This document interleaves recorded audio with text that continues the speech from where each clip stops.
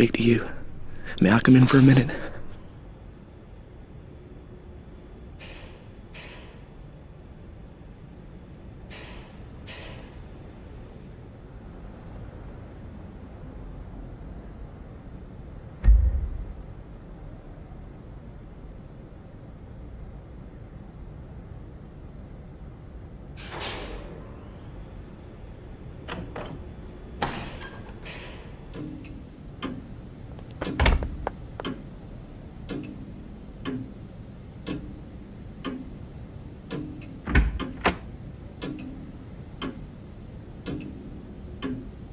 Is the door locked?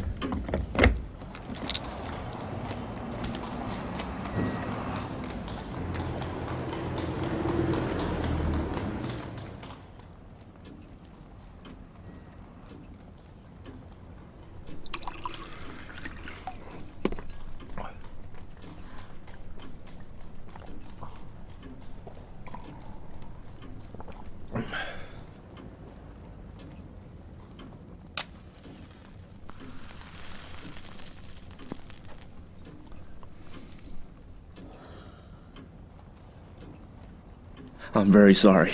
It's a mighty liberty, but you look like the kind of man who would understand. I've had you in my mind all this week when things got troublesome. Say, will you do me a good turn? I'll listen to you. That's all I'll promise. Pardon. I'm a bit rattled tonight. You see, I happen at this moment to be dead. What does it feel like? I'm not mad. Yet. Say, sir, I've been watching you, and I reckon you're a cool customer. I reckon, too, you're an honest man and not afraid of playing a bold hand. I'm gonna confide in you. I need help worse than any man ever needed it. I want to know if I can count you in.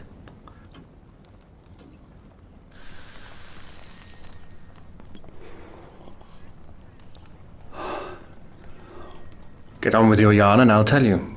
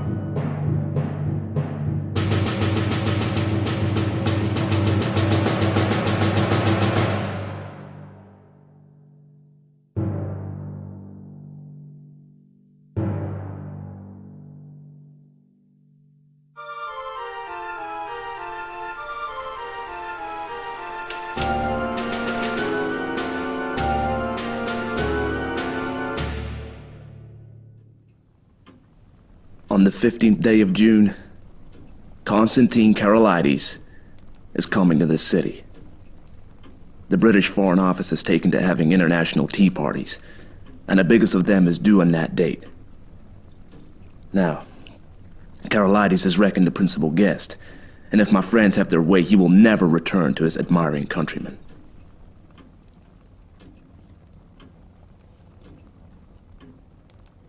Well, that's simple enough, anyhow. You can warn him and keep him at home. And play their game. If he does not come, they win, for he's the only man that can straighten out the tangle. And if his government are warned, he won't come, for he does not know how big the stakes will be on June the 15th.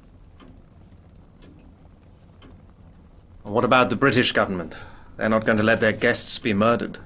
Tip them the wink, and they'll take extra precautions. No good. They might stuff your city with plainclothes detectives and double the police, and Constantine would still be a doomed man.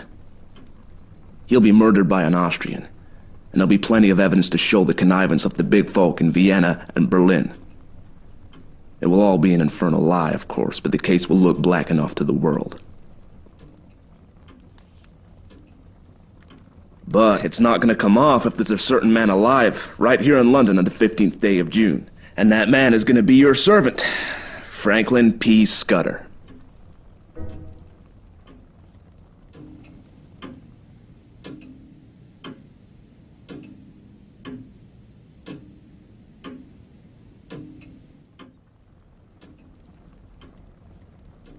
Where did you find out this story? I completed my evidence 10 days ago in Paris. I can't tell you the details now, for it's something of a history. But when I was quite sure in my own mind, I judged it my business to disappear. And I reached this city by a mighty queer circuit. Till yesterday I thought I had muddied my trail some, and was feeling pretty happy. Then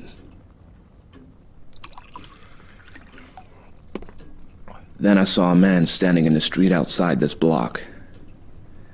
I used to stay close in my room all day, and only slip out after dark for an hour or two. I watched him for a bit from my window, and I thought I recognized him. He came in and spoke to the porter. When I came back from my walk last night, I found a card in my letterbox. It bore the name of the man I want least to meet on God's earth.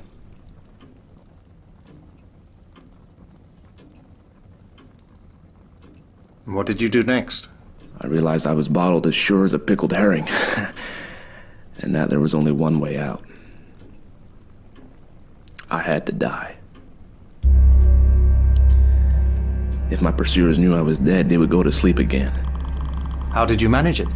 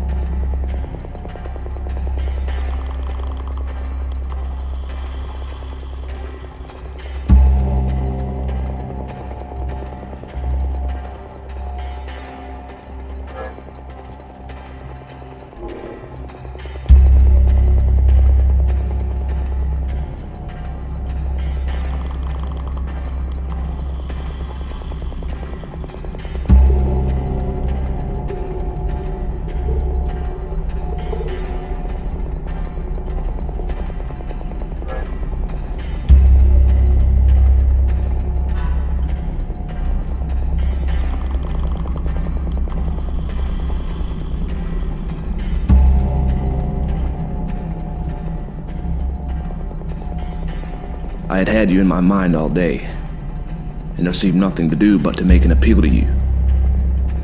I watched from my window till I saw you come home, and then slip down the stair to meet you.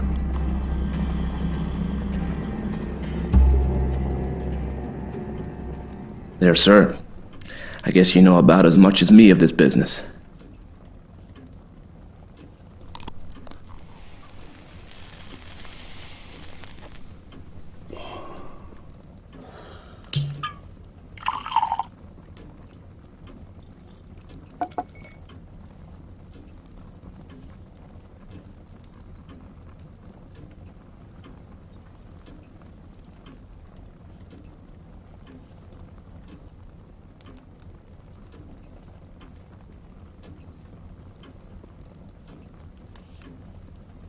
Hand me your key, and I'll take a look at the corpse. Excuse my caution, but I'm bound to verify a bit if I can. I reckon you'd ask for that. But I haven't got it. It's on my chain on the dressing table. I had to leave it behind, for I couldn't leave any clues to breed suspicions. The gentry who are after me are pretty bright-eyed citizens. You'll have to take me on trust for the night, and tomorrow you'll get proof of the corpse business right enough.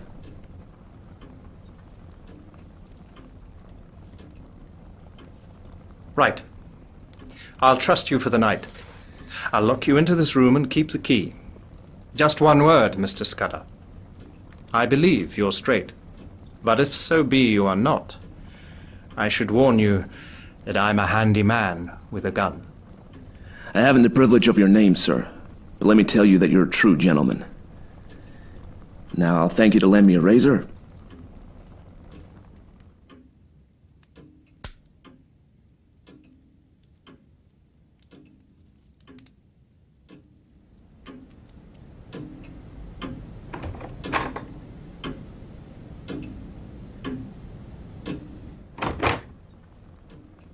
My hat, Mr. Scudder.